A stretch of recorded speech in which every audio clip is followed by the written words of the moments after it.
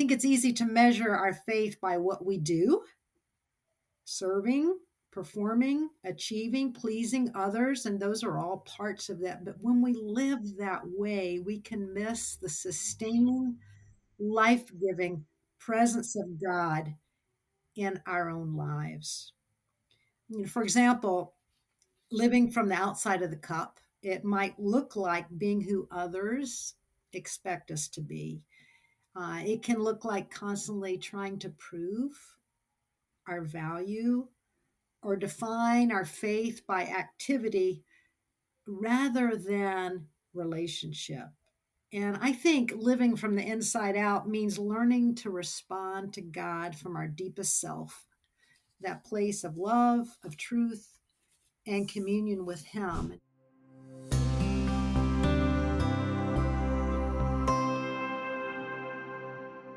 Well, welcome to Common Ground Unity. I'm Kevin Witham, and I'm joined today by my co-host Veronique Weber, who is checking in from up in Boston, where I think the fall air is probably crisp and the leaves are putting on their annual show. I think Nice and it's probably crispy. in the 50s there today, Veronique. Is that right? That's about right. That's Oh, what I that, feel. that sounds wonderful. Very refreshing. Now, out here on the West Coast, we grab for a jacket anytime it gets into the 50s, but I love that kind of weather. Would love to be up that way. Everything treating you well?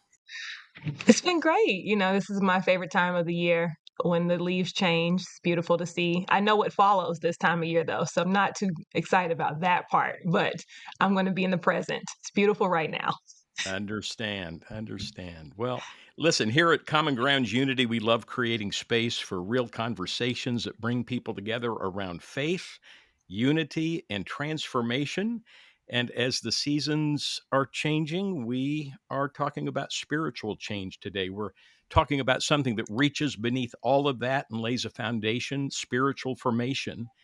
We're reminded it's not just about what we do for God, but what God is doing in us, shaping the inside of the cup, not just polishing the outside. So, our guest today understands that deeply. Jeanie Shaw is a longtime friend of Common Grounds Unity. She's been a frequent guest, even co hosted with us before. And we've had the joy of partnering with her and Mike Young to create a spiritual formation track at the annual Stone Campbell Journal Conference. Jeanie has served for more than 4 decades in ministry. She holds both a master's and doctorate in spiritual formation and now serves as a teacher, life coach, and spiritual director, walking alongside others as they discover God's presence in every season of life. Her newest book that we're going to talk about today, her 20th, which that just amazes me, is titled The Inside of the Cup, Spiritual Formation from the Inside Out. It is a powerful reflection on that process of spiritual formation. Jeanie, welcome to you. And you're up in the New England area as well, aren't you? Thank you. Yes, it's great to be with you. And I am in the New England area in beautiful Connecticut, and it is cool and windy, and the leaves have just about finished falling, but my absolute favorite time of year. Oh, wonderful. Wonderful. You both make me want to be up in that part of the country at this time of year. My wife and I are going to do that journey sometime probably when we retire. Oh, great. Jeanie, can you kick us off with just sharing with us the basic premise of the inside of the cup? Again, the inside of the cup, spiritual formation from the inside out is the book. Share your thoughts a little bit on the difference between living from the inside and the outside of the cup. Oh, sure. Thanks, Kevin. Actually, the Inside of the Cup book, it actually grew out of a series of classes my late husband Wyndham and I taught probably about 10 years ago at the New England School of Missions. Veronique, I think you might have even been in one of those classes. My husband was. I just caught the tail end. You guys are already done. Okay, yes. But the title comes from Jesus' teaching in Matthew 23, 25, and 26, where he tells the Pharisees, a little strong here, they're like cups that are clean on the outside, but full of greed and self indulgence on the inside. Now, that's a sobering image, right? And Jesus, please, he says, first clean the inside of the cup, and then the outside also will be clean. But that teaching really gets to the heart of spiritual formation because I think when Christians, no matter how young or old, don't do well spiritually, it's often not because we lack things to know and do, things on the outside, but it's usually when the inside life doesn't match the outside. And I love Paul's description of integrity in 1 Timothy 1:5, where he says, the aim of our charge is love that springs from a pure heart, a clear conscience, and a sincere faith. And that's at the heart of spiritual formation from the inside out. But, in that session, the school had many important sessions on preaching and discipleship, but we kept coming back to the same truths that if we don't live our lives with God from the inside out, we miss his intent for us. And often in the process, end up struggling, hurting ourselves and others in the process. So the book comes from exploring what's really going on inside of our fears, our desires, our motivations, our longings, and how transformation really happens there. I think it's easy to measure our faith by what we do, serving, performing, achieving, pleasing others, and those are all parts of that. But when we live that way, we can miss the sustaining, life giving presence of God in our own lives. For example, living from the outside of the cup, it might look like being who others expect us to be. It can look like constantly trying to prove our value or define our faith by activity rather than relationship. And I think living from the inside out means learning to respond to God from our deepest self, that place of love, of truth, and communion with Him. And, over the past decade, as I've continued advanced studies in spiritual formation and trained as a Christian coach and director, I have really witnessed how deeply people are hungry and longing for this kind of authentic connection. One series I've helped to facilitate, which I know Veronique was also part of one of those, forming by David Tackle. It provides a beautiful framework for this. And yet, what I noted that even seasoned Christians who go through it often left saying things like, I've been a believer for decades, but I've never understood my life with God this way before. And so, my hope in writing The Inside of the Cup is that readers don't see spiritual formation as another set of practices to add, but as a way of being, of giving space for the Spirit to transform our hearts so that it naturally flows into our actions. So that's the premise for The Inside of the Cup. Wow, I just got to say, for the New England School of Missions, I was teaching the preaching class right before Jeannie's class, but then I did not know you were teaching spiritual formation right after. So when you came in and I saw you, I was like, oh, what are you doing here? And when you told me what you were doing, I unpacked my bag and sat right down. And I told my husband, I'm going to be 2 hours late because I cannot pass up the opportunity to learn spiritual formation from Jeannie Shaw. So the best part of my class was the end because I knew you were coming and I got to sit at your feet for 2 hours and listen about spiritual formation. That was just a highlight of my last couple of years. So thank you so much for that. But yeah, in chapter 2 of your book, you refer to Julia Roberts, one of my favorite actresses, and also ex Benedict, which is, if it's on the menu, I'm getting it. So I'm really interested to hear your answer to this question. But can you please talk about this particular illustration and then some of the ideas about identity that you write about in this chapter? Oh, yeah. Yeah, Veronique, that story really struck me. And the scene comes, for those who haven't seen the movie Runaway Bride, it comes where Julia Roberts' character, who is constantly running out on her grooms in every relationship she's been in, and she's just eaten her eggs the way whoever that significant other, that groom to be, was in her life, the way he liked them. Scrambled, poached, over easy, it didn't matter. It depended on the man she was with. But at one point, she stops and realizes, after the interviewer says, "You don't even know how you like your eggs." That really hit her, as it hit me, because I thought, I don't really know how I like my proverbial eggs. And by what I mean by that is I had spent really so much of my life responding to what others needed. And mind you, that's good and right. Good and right things, caring for people, leading, serving, but often without enough attention to filling my own inner life. I knew what others expected from me, but I wasn't sure I really knew me. I didn't know how I liked my eggs.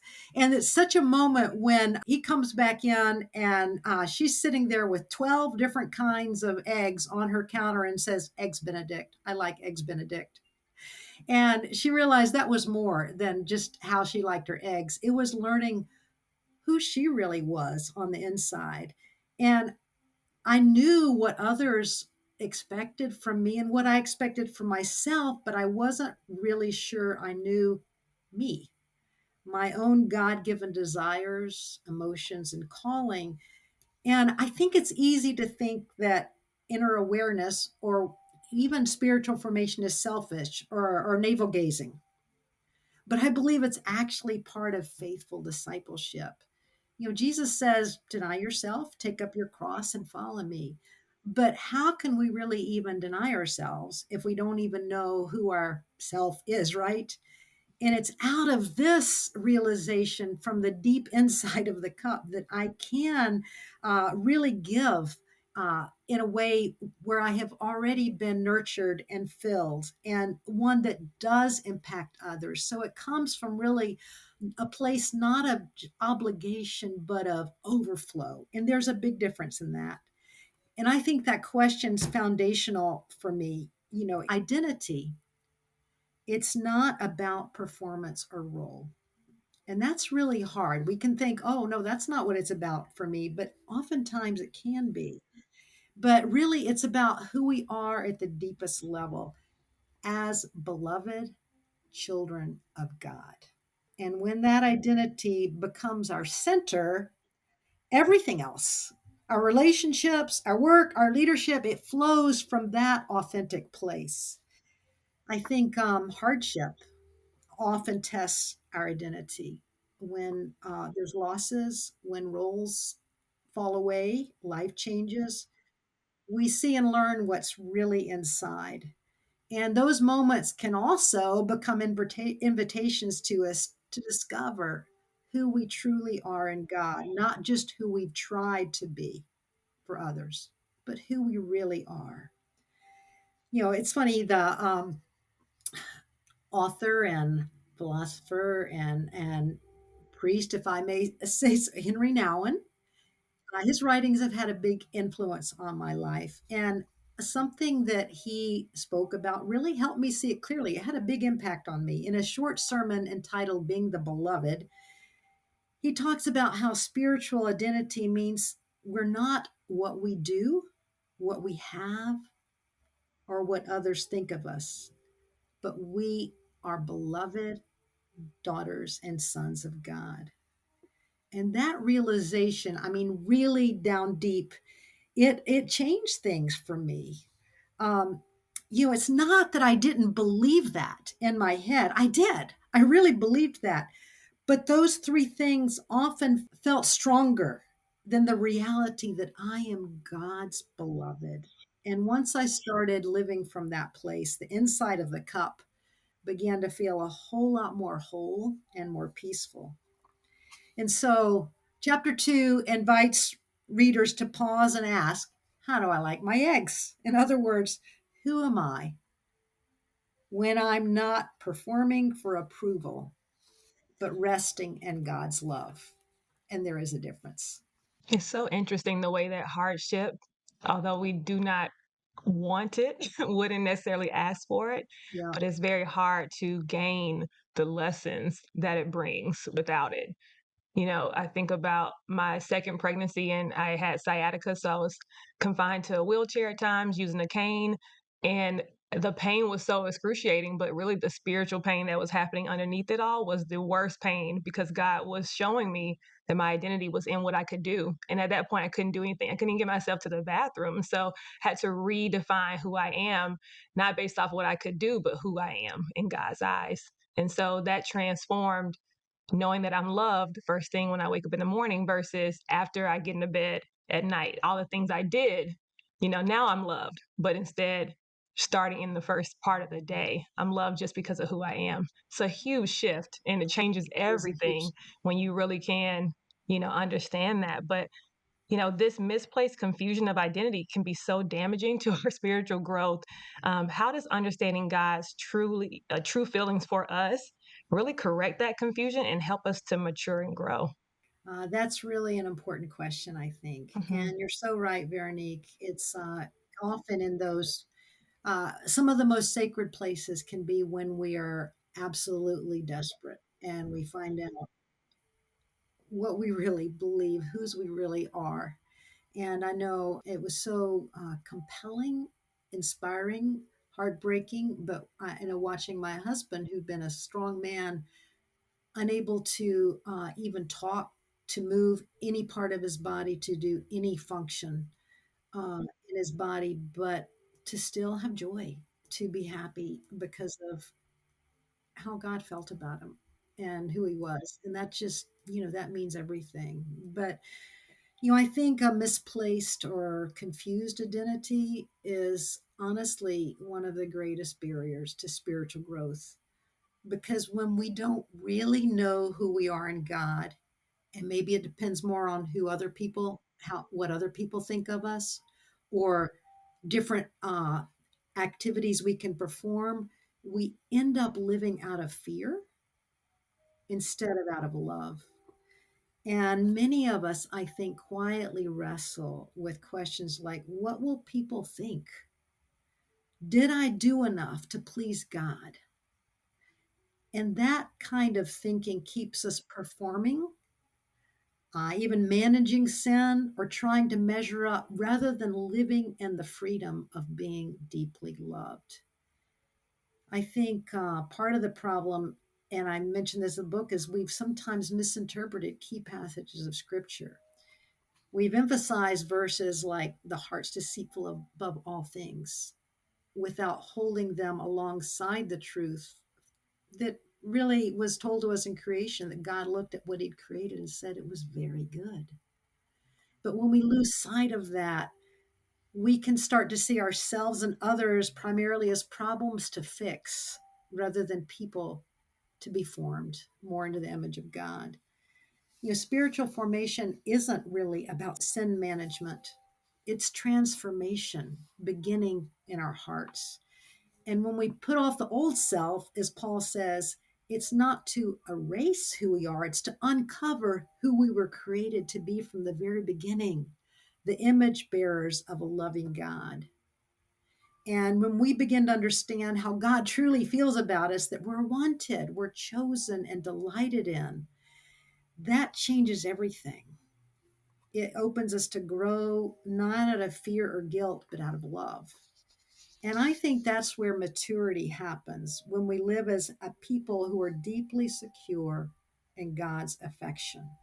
Boy, Jeannie, that those are powerful thoughts, and I think a reframing for a lot of people. I remember as a younger Christian, that shift in thinking from sin management to really a transformed heart is a big leap forward to see that it's not about managing sin. It's about a shift in desires Yes. and a change of affections and getting our hearts just in a whole renewed place, putting our hearts on things above. That is so different than so much of religion, kind of rooted in law and legalism and sin management and trying to do better. Uh, Worship just comes into this so powerfully. I think as a younger worshiper, while I've always loved to worship, I remember an author who reflected on how somebody had once asked him, "Why do you serve a God who needs to be told all the time how wonderful he is?" And that gets at such a mistaken view of God and worship. Worship doesn't meet a need in God. There is no need that we can fill. It meets a need in us. And you bring that up in your book. You write, God doesn't need our praise to feel complete, but we need to praise to become whole. So if you could, I think that's such an important concept for us as disciples of Jesus to understand. Unpack some of your thoughts about paying attention to God and worshiping him, and gratitude, awe, and praise, and how those factor into our spiritual formation. Yeah. Oh, thanks, Kevin. That does mean so much to me and really captures so much of what I've learned over the years, that God doesn't need our praise to feel complete, but we need it to be whole. I think it's so easy, and increasingly more so, to move through life in a hurry. I mean, how many of us don't get agitated a bit when that car is slow in front of us, or just, to wait in line, to be put on hold? We move through life in a hurry, distracted way, checking off spiritual boxes, even without really seeing. And I think one of the great losses of our time is our inability to pay attention. One of my class assignments, we began with each day in the semester, we had to practice 30 minutes of solitude. And by that, not even praying prayers of for other people, but just sitting there and listening, and being still. And that is hard. It's really hard. And yet, paying attention, I think, is the first movement of really love, because we can't pay attention without actually paying attention. It costs something. We have to pay it. It costs our hurry. It costs our self absorption. But I think slowing down, noticing, lingering long enough to see God in creation or in another person, that's where gratitude, awe, and praise are born. The psalmist says, the heavens declare the glory of God. And I think the Spirit still speaks that language if we're quiet enough to listen.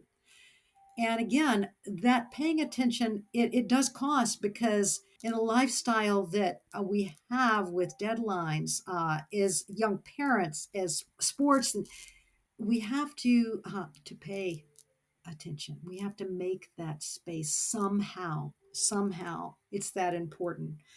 In chapter 3, I talk about how these practices, gratitude, awe, and praise, they form a kind of rhythm of attentiveness, because gratitude, I think, it really opens our eyes to the gifts that God has already given us that surround us. And awe reminds us that we're small and God is vast, and that we're part of something so much bigger than our just selves and our activities, however important and urgent they seem to be. And praise lifts our focus from ourselves back to the giver of all good things. And when we live from that rhythm, our souls, the inside of the cup, starts to expand. I think we become less reactive and become more receptive. And instead of trying to hold our lives together, we start to see and understand how God is already holding them. So many people think of praise as something we give to God, but in reality, praise is something God gives to us, because it reorders our souls toward joy. It's not flattery, it's alignment with what's real and right and true and good. And I think that's what spiritual formation looks like at its core, moving from distraction to attention, to making space, from anxiety to gratitude, from self focus to worship. And honestly, the more we do that, the more whole we become, because we're living as we're created to live, fully awake to the presence of God in all things. My husband liked to play baseball, and he would sometimes soak an old glove, and I don't know what kind of oil it's called, but it's some kind of oil that you put on a Mhm. baseball glove to make it supple. And Absolutely. yeah, and I think gratitude and awe and praise allows us to soak in God's love, to be able to be restored to the way He created us to be. I often encourage people to practice just 5 minutes of noticing every day. Look for something beautiful, something ordinary, something unexpected, and thank God for them. It's amazing how quickly awe returns when gratitude leads our way. You talk about that it cost us something. It's so interesting because it either cost us some time now or it cost us, that peace and all the things that we say we want later. So if we don't make the time now, it's going to cost either on the front end or the back end in ways that we probably will regret a little bit, if we don't spend that time with God first.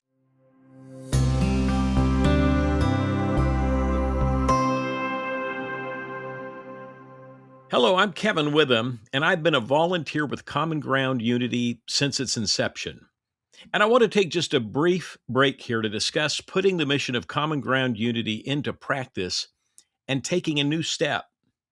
Unity flows out of our relationship with God, it's from the Spirit, and yet we're called to maintain the unity of the Spirit through humble, loving, gracious connection and relationships with one another. That's why Common Ground Unity was created, and that's why we want to take it to a new level that will bless you, those that participate in this ministry. And that's why we've created the Common Grounds app. It's your digital home to find local members, grab a coffee, or start a gathering right in your neighborhood.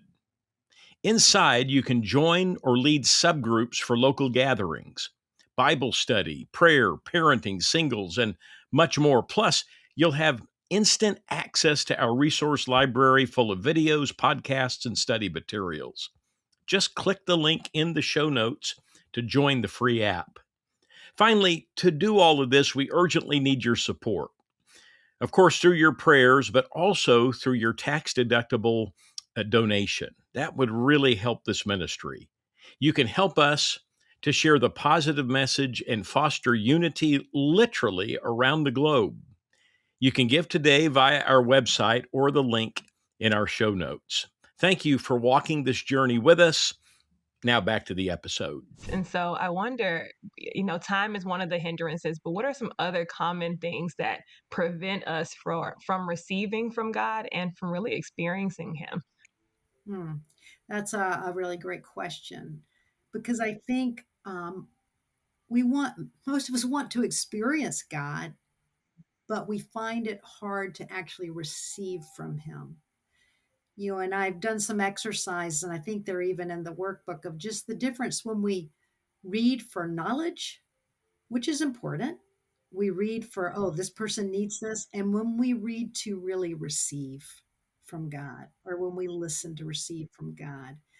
And I think some of the biggest hindrances are really the simple things: noise, hurry, distraction, and a lack of reflection. Because I think we need to ask, how much a part of our lives is that? We fill every quiet space with activity or noise, scrolling, scheduling, even serving, and then wonder, why does God feel so distant? But the truth is, He's not distant. We're just unavailable. And I think receiving from God requires space for presence. Um, you know, we've got to figure out how to do that. For me, a thing I do every morning, rain, shine, snow, sleet, hail, whatever, is I'll walk and in conversation with God. Sometimes I'm just walking and looking and noticing. And sometimes I'm speaking out loud. Sometimes I even, it's like I picture holding hands with God. I love that. But every day I will stop, and it's just something for me. It's different for each of us. Is from Psalm 36. Your love, O Lord, reaches to the heavens. Your faithfulness to the skies. Your righteousness is like the mighty mountains. Your justice like the great deep.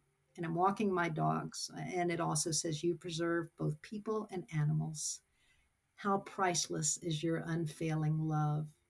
People take refuge in the shadow of your wings and eat from the abundance of your house. You give drink from your river of delights. With you is the fountain of life. In your light, we see light. I say that and feel it each day. I try to wake up each morning with uh, from Lamentations 3, just with a reminder from God that his mercies are new every morning and his faithfulness is great. And, those daily rhythms of walking, breathing, noticing creation, letting a verse settle in my heart, keep me grounded in relationship, taking in his promises, really receiving them, not just reading them. And then in the evening, I do a short reflection. You often called it's called spiritual examine, an ancient practice that simply asks, where did I see God's presence today? And where did I resist it? And it's not about guilt, it's about awareness, about seeing God at work in the ordinary moments. And I think these rhythms of solitude, reflection, attentiveness, they help to quiet that inner noise that is so constant, right? So we can receive what God is already offering. Because the truth is, God is always communicating love because God is love, right? We just need the stillness to hear it and see it. Well, kind of shifting from there just a bit, it's not a big shift to move away from hindrances to talk a little bit about barriers and opportunities. Mm. In part two, you talk about things that can be barriers, but then things that are opportunities as well. So topics like forgiveness and transformation, being transformed through lament and traps, vulnerability and self awareness. So, Jeannie, as best as you can Mhm. in the time that we have left, could you summarize just some of what you write about in this section? Oh, sure. Thanks, Kevin. Yeah, that middle section, barriers and opportunities, it's where the inside of the cup really gets honest. It looks at the things that either block us or open us to transformation. The things you mentioned, forgiveness, lament, vulnerability, and self-awareness. And those are tender, messy areas, right? Because we often would rather focus on what to do for God and that busyness rather than the inner places where we're wounded, where we feel defensive or afraid. But those are the very spaces the Spirit wants to meet us. Take forgiveness, for example. We can think forgiveness is excusing or forgetting, but spiritually, it's really about releasing the hold that resentment or shame has on us so love can flow again. It isn't pretending that it didn't hurt, it's letting the Spirit do the surgery on our heart so we can be free. And then there's lament. I think we don't talk about that enough, practice it enough, even communally practice it, because that was such a big part of the scriptures, communal lament. It's a deeply biblical form of transformation. Grief and loss, they have a way of exposing what's inside of us. And when we bring our sorrow and even our protests to God, because that's in the scriptures, right? We find that God meets us there, not with judgment, but with compassion. And that movement from silence to honest prayer, I believe, is how lament becomes a bridge to hope again. And I think vulnerability and self awareness are really the soil where transformation grows, because we can't heal what we hide. We just can't. The more we become aware of what's actually inside our emotions, motives, patterns, the more room the Spirit has to shape us into people of love. So, in this section, I wanted to help readers see that the barriers that we most often fear become the very opportunities for transformation because God meets us not at the surface of our strength, but in the depth of our needs. Jeannie, thank you. Whew, this is one I'm going to probably be playing over and over again. In chapter 9, you write about one of the hardest parts of discernment is learning to listen beneath the surface. Mm. Am I responding to God's voice or to compulsion? Can you speak to discerning God's will, like specifically about our calling, our pilgrimage, and um, specifically the pilgrimage of transformation. Sure. That quote you mentioned, it comes from a deep place of learning for me. Discernment at its core, I think, is learning to listen beneath the surface, to pay attention to whether I'm responding to God's voice or my own compulsion, fear, or agenda, or other voices in my ear. I think we can often think of God's will as something hidden we have to figure out, but discernment is less about solving a puzzle and more about nurturing a relationship. We can be confident God doesn't contradict his word, but he also isn't confined to it. The same spirit who inspired scripture is still alive and active, leading us into understanding, communicating comfort, conviction, and wisdom in real time. I think the question is, do we actually believe the spirit is still alive and still speaks? One of the practices I include in the workbook is called communal discernment, and it's where a group pauses together before discussion and decisions, not just to have a quick lesson from the scripture and prayer, which those are great, and then move on to the agenda of business, but to linger in silence, to ask the spirit, what are you already doing here? What are you inviting us into? To really see the image of God in every person in the room and in those who don't have a seat at the table.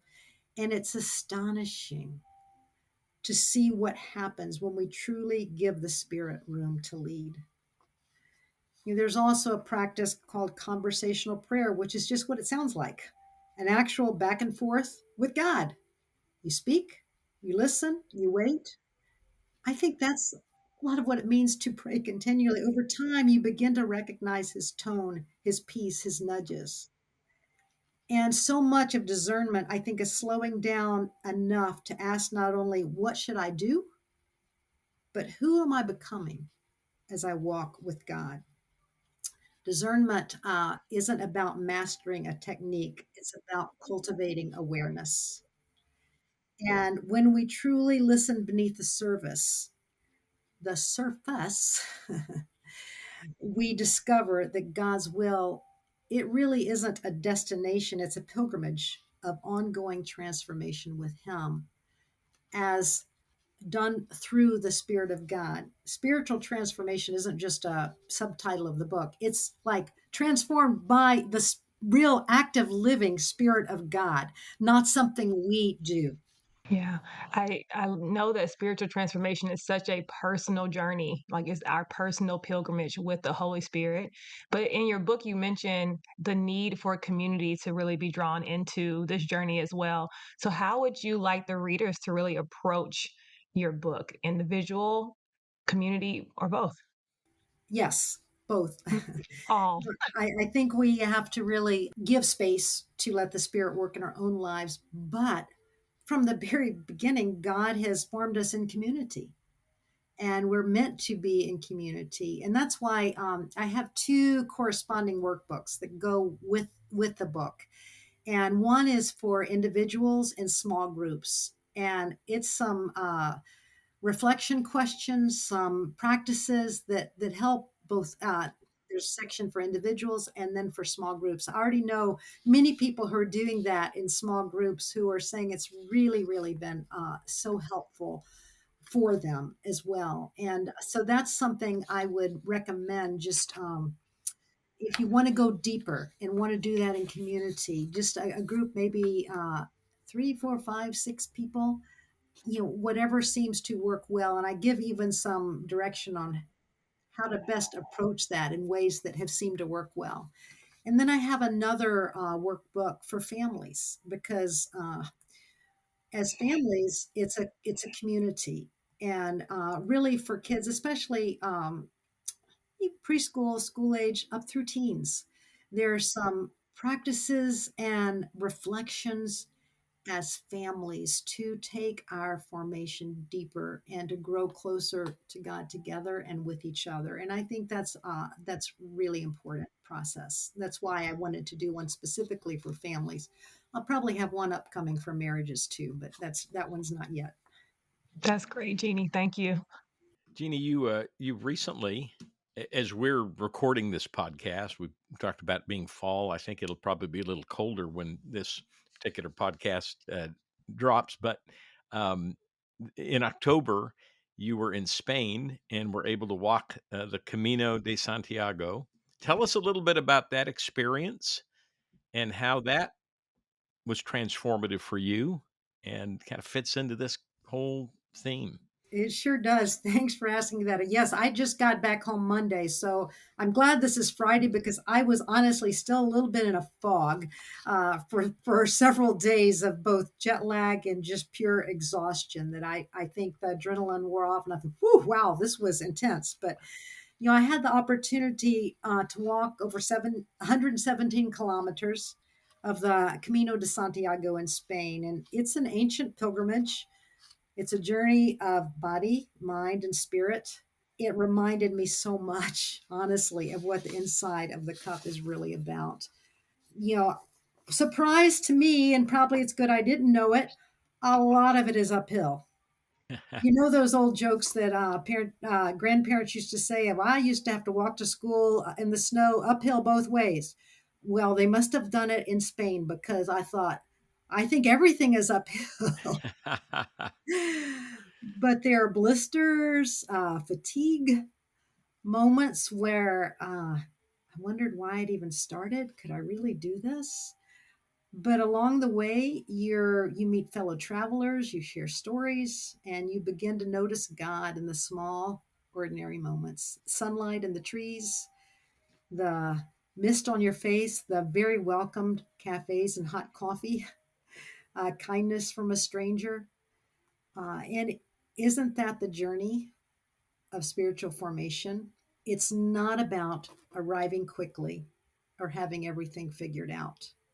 And honestly, there were some days that at the beginning I thought, oh, wow, I don't want to be the last one in. And, I started to have that little bit of competition, and I thought, no, this is wrong, but we can do that in our spiritual lives.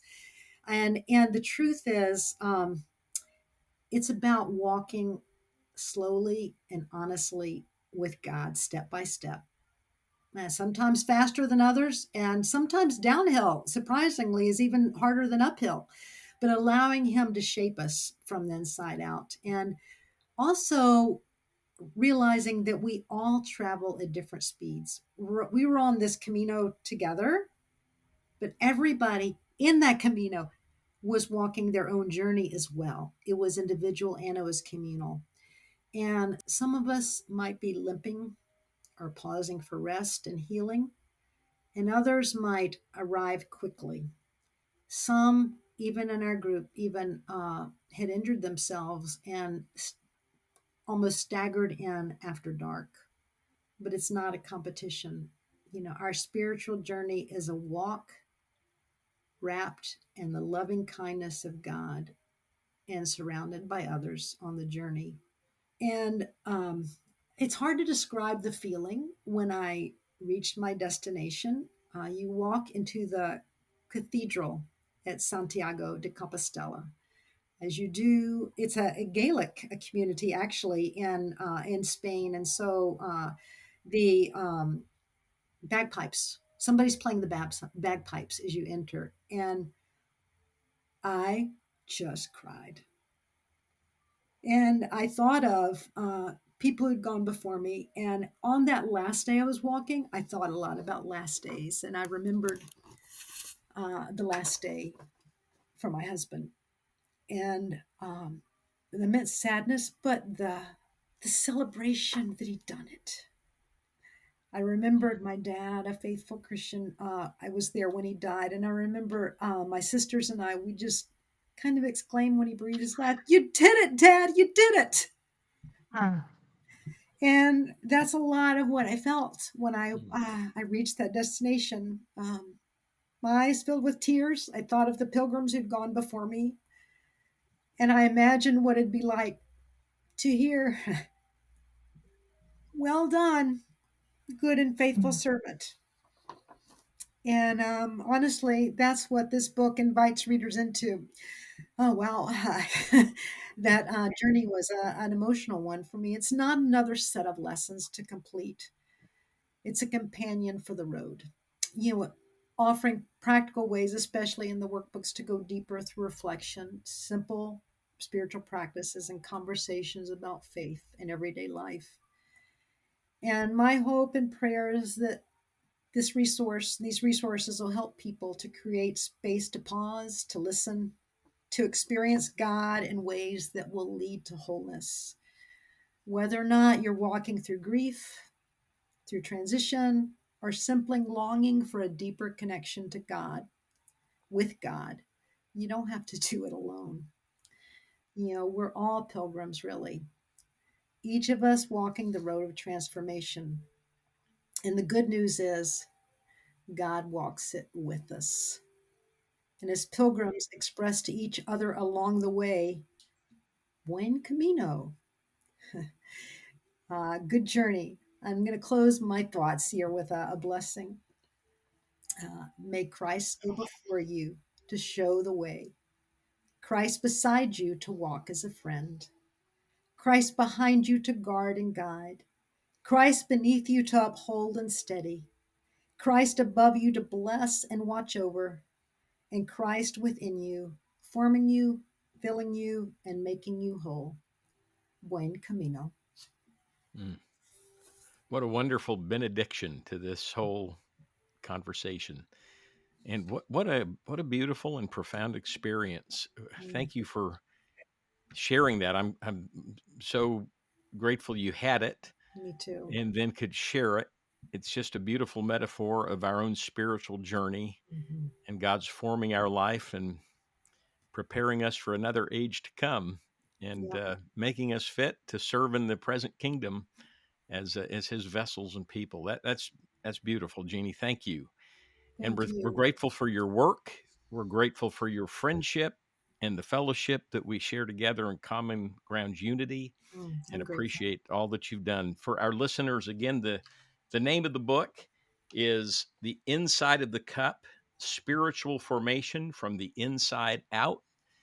You can purchase it wherever you buy your books. Amazon, I suspect, is a good Yes, place. I it's a found it good there, place. Hmm. and I know you can too. So, again, thank you so much, Jeannie. Veronique, so good to be with you once again. Always just a delight. Here on Common Grounds Unity, we have a vision to create and support gatherings of unity minded Christians around the globe. If you could just imagine the good news of those gatherings all over the world, modeling the prayer of Jesus in our divided world. There are costs to bringing this ministry, to bringing this podcast, and maintaining our website, and having different people work with us and for us to put it all together, our YouTube channel. If you're being blessed by this ministry, I'd really encourage you to make a monthly donation. That's how this particular ministry Yeah, continues. We encourage that. We often have a shortfall. This will help to support the work. So if you're blessed, we encourage you to give, and you can do that at www.commongroundsunity.org/donate. It might be a small monthly gift or something larger one time, whatever you're able to do. So we hope you're blessed. We hope you'll return in a couple of weeks when another conversation is had with Common Grounds Unity. We've been blessed to be with you. Thank you.